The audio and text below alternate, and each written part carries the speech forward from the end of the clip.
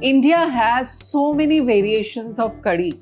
When we go to Gujarat, we have a sweet curry, and when we go to Punjab, there is a rich creamy curry with spinach or onion pakoras. And of course, if you go to Himachal, there is Bedua curry. Bedua means Arabi, Kolkasia. Now, when we come to Uttarakhand, we have this amazing curry called Jholi, which also has a nickname called Jhoi. So let's get started.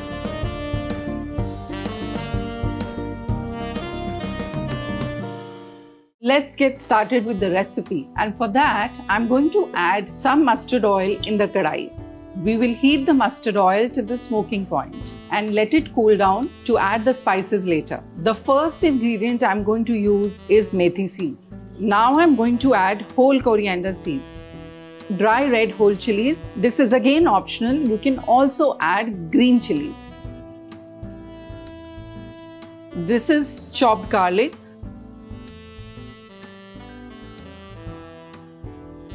Now I'm going to add some mustard seeds. This is the time to add besan or chickpea flour.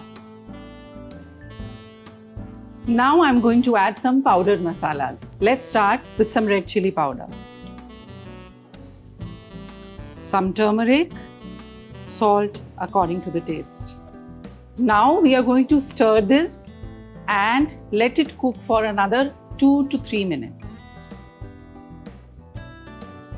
Trust me, you don't need to make a Michelin star dish to make yourself feel special. This is comfort at its best. Now let's add water.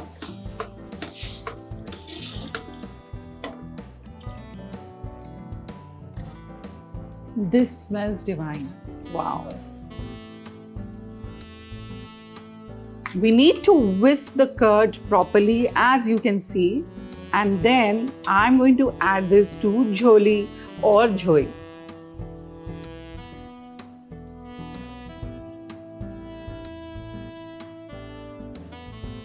If it gets thick, we can add more water to it.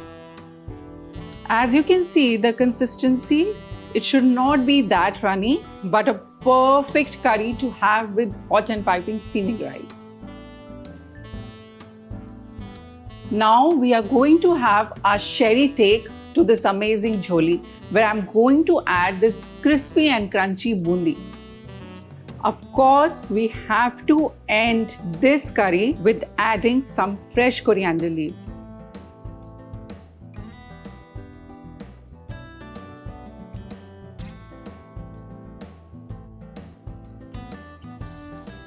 I hope this jholi recipe took you to the Kumaon region of Uttarakhand. It definitely did that to me. Well, I want you to try this easy and tasty recipe at your home, and do let me know in comments how it turned out. Well, this is your chef Sherie, and you are watching Indian Food Diaries on Get Curried. Signing off for now.